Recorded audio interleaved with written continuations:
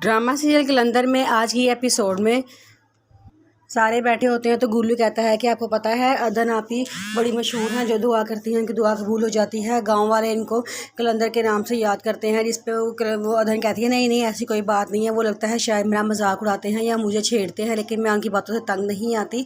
तो उस पर गुल्लू कहता है नहीं नहीं, जो दुआ मांगती है ना इनकी दुआ लाजमी कबूल होती है।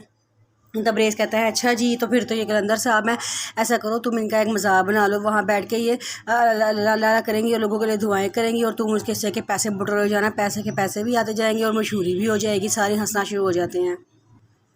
ताई जान अदन से कहती हैं कि अदन ऐसा करो मैं चाचा को फ़ोन करो उनसे, तो वो भी घर आ जाए। तो अदन कहती है कि नहीं मेरे पास तो मोबाइल ही नहीं है, लेकिन मुझे नंबर उनका याद है, आप अपना मोबाइल दे दें मैं उनका नंबर मिला देती हूँ। तो ब्रेस कहता है कि लाओ मुझे नंबर से उनका नंबर मिला दो।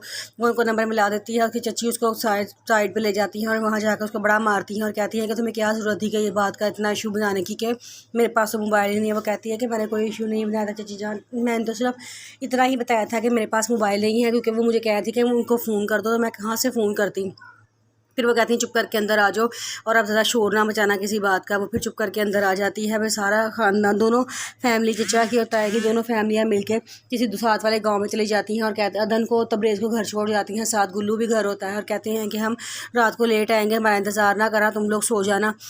अदन का रात को इंतज़ार करती रहती है, लेकिन तेज़ बारिश शुरू हो जाती है। सारा वो इतनी अब तबरेज़ बाहर निकल कर बारिश में नहाना शुरू कर देता है। अदन उसको मना भी करती है कि बारिश में मत नहाओ, लेकिन वो बहुत खुश हो रहा होता है, घूम रहा होता है। तबरेज़ कहती है कि यहाँ आ जाओ, लेकिन वो नहीं आता। फिर उसके बाद उसके पाँव पे सांप काट जाता है, वो रोता है मैं मर तो नहीं जाऊँगा, मेरे पाँव पे कुछ काट गया है। उसके पाँव से सेक निकल रहा होता है, कहता है मुझे ऐसा लग रहा है किसी ने मेरे पाँव में आग लगा दी है, मुझे बहुत शदीद दर्द हो रही है, कुछ करो। अदन बहुत परेशान हो जाती है, वो अंदर बाहर भागना शुरू कर देती है। वो कोई दवाई ढूंढ के लेके आती है और कहती है कि ये 2 चम्मच आप पी लें, इससे सांप के कांटे का असर ख़त्म हो जाता है। फिर वो कहती है मैं समझ नहीं आ रहा मैं क्या करूँ, मेरे पास तो मोबाइल भी नहीं है, अगर मेरे पास मोबाइल होता तो मैं कॉल कर देती।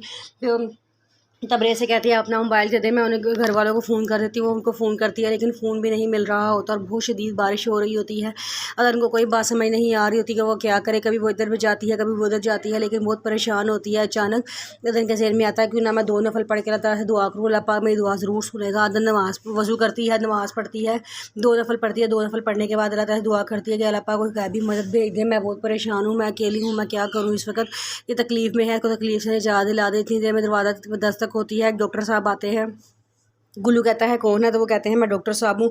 अदन कहती है कि आपको यहाँ किसने भेजा है। वो कहता है मैं आपके साथ वाले घर में मरीज़ का चेकअप करने के लिए आया था, लेकिन बारिश बहुत शदीद हो रही है, ना मैं साथ वाले घर में जा सकता हूँ ना ही मैं वापस जा सकता हूँ, क्या मैं थोड़ी देर अंदर बैठ सकता हूँ। तो अदन कहती है कि आप सही जगह पर आए हैं, यहाँ पे एक मरीज़ है, इसके पाँव पे सांप ने काट लिया, आप ज़रा इसको चेक कर ले। वो उसको चेक करता है, कहता है कि सांप ने नहीं काटा, किसी जहरीले कीड़े ने काटा है, लेकिन परेशान ना हो, मैं एक इंजेक्शन लगा देता हूँ, उससे हल्का सा बुखार होगा, फिर इसके बाद ये इंशाल्लाह बिल्कुल ठीक हो जाएंगे।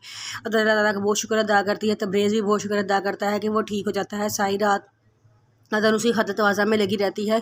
सुबह उठती है तो तबरेज़ कहता है आपका बहुत शुक्रिया, आपने मेरा बहुत ख्याल रखा, वरना मैं तो बड़ा परेशान हो गया था कि कहीं मैं मर ही ना जाऊँ। अदन कहती है नहीं ऐसी कोई बात नहीं है, ये तो हमारा फ़र्ज़ था, आप हमारे मेहमान हैं।